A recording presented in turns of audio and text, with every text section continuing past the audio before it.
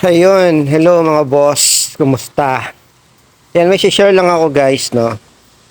Yan, yung mga nandito sa Taiwan.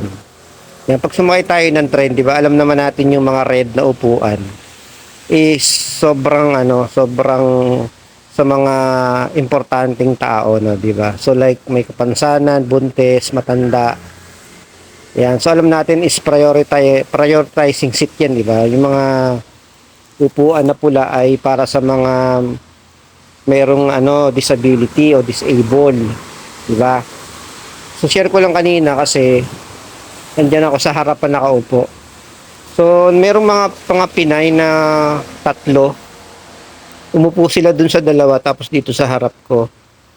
So, nakakalungkot lang, di ba? Nabasa naman nila na para sa mga prioritize yung upuan. Tsaka isa pa, wala naman talaga nauupo diyan kung papansin niyo, no, dito sa Taiwan. Wala nauupo talaga diyan, madalang na madalang. So, nagulat ako kanina, may biglang umpo mga Pinay. So, ayun lang, nakakalungkot. Sana susunod, pagka mga ganyan na sumakay tayo, huwag na lang tayo umupo kasi wala talaga umuupo dyan. So, kaya ang ginawa kanina, yung parang pinaka-konduktor, pinatayo sila. Iyon, nakakalungkot lang. Diba? So, next time sana ganun mga boss, no? Di baling tumayo na lang tayo. Huwag na lang tayong umupo dun. So, yun lang. Be good vibes guys and be positive. Thank you.